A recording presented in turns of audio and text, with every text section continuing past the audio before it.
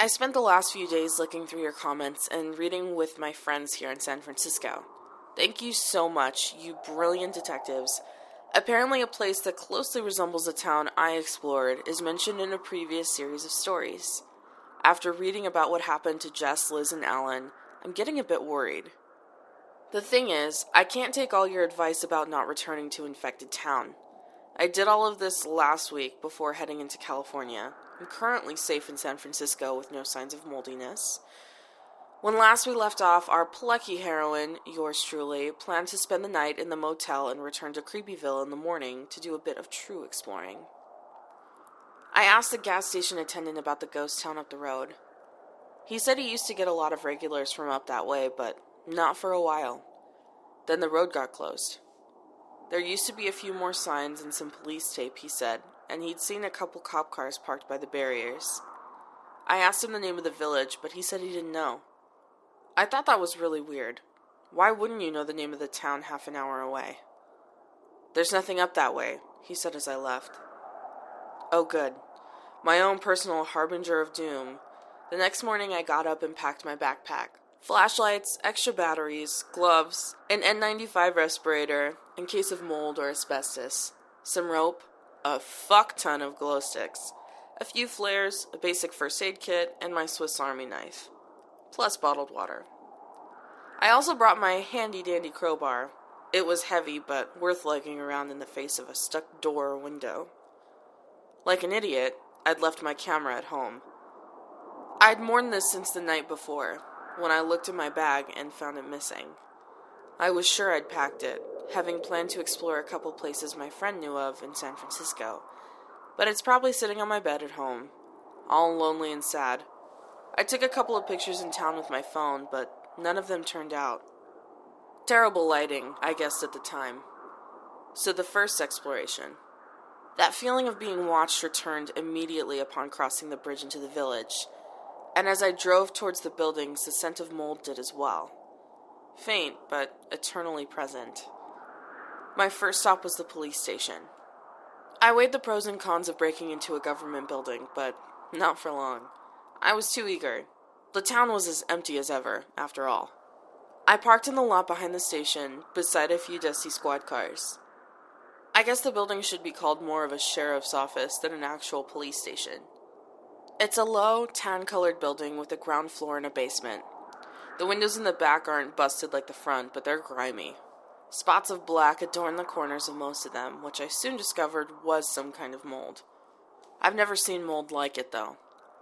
I tried the front doors first, in case people were actually in the building, but they were locked. I swung around back where I'd seen a metal maintenance door when I parked. It had been firmly shut, I remembered, and I didn't have much hope for it. Already planning to try to pry open a window, I came around the corner of the building. The maintenance door was open. I blinked. Yes, there it was, open just a crack. I couldn't believe I hadn't noticed it before, but brushed it off. Breathing deeply, I pulled open the door and was met with the stifling smell of mold. I got the N95 out of my bag and affixed it to my face in case of spores. I stepped inside the building after wedging the door open with a heavy rock. The hallway I stood in had a bathroom to my immediate right and a custodial supply closet to my left. It led into a large office area with many doors and cubicles. There were 3 small jail cells in the northeast corner, and through a metal door to the east was the reception and waiting area. The place was dusty and sounds were muffled, like cloth pressed over the ears. The interior had a distinct look of decay. Paint was peeling from the walls. All the light bulbs were broken. The carpet was pulling up at the corners. The mold around the windows doesn't have the usual spotty pattern I associate with mold. It grows in groups, usually in corners, in a big black mass, then spreads out in long, slender lines made up of tiny colonies. I'm not even sure it is mold. At times it looks like it, at other times it looks like some kind of plant life. It smells like mold, though.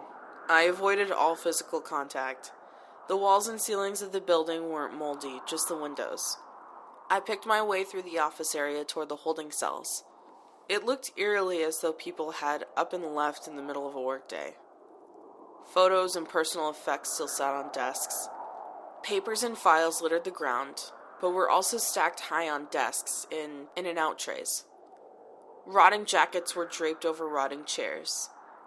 Most of the doors were locked. The cells were locked too, and empty. I was a bit disappointed by the building so far. I found out why the front window was shattered when I went into the lobby. Bullet holes peppered the plaster on either side of it, and bullet casings littered the floor. A smear of what looked like dried brown blood painted the wall under the window. What had happened here? There were no bodies. Maybe it was an old crime scene, which was actually pretty cool. I tried taking pictures, but like I said, they didn't turn out. They just looked black, or really blurry sepia tones. Something moved to my left. I couldn't see it, but I heard the shifting of papers and something sliding across the carpet. I froze, pointed my light in its direction, and yelled, "Anyone in here?" No response. Heart rate quickening, I asked again, and was again met with only rustling. The noises came from behind the tall reception desk. I got up on my tiptoes and shone my light behind it. The noises stopped. I saw nothing. Just a swivel chair and a knocked-over phone. I couldn't see under the desk, and the door to the right that led into the reception area was locked. At this point, I assumed an animal was in there. Maybe a raccoon? Raccoons freak me out. They're vicious little shits. Don't let their adorable faces fool you. In any case, I decided to leave well enough alone and check out the basement. I've mentioned several times that this town made me feel watched. Upon stepping down those creaky wooden stairs and letting the door swing shut behind me, the feeling intensified tenfold. I figured at the time that it was because it was pitch black, and I only had my flashlight to see by. The decay down there was particularly bad. The entire ceiling was covered in black, as well as the ventilation ducts. The mold oozed halfway down the wall, which dripped brackish water. Along one wall hung 3 headless human figures, brown and rotting. They made me jump violently when my light landed on them, but a second look told me that they were actually old hazmat suits that seemed to be covered in filth. The helmets lay at their feet. Someone had set up a makeshift lab down here.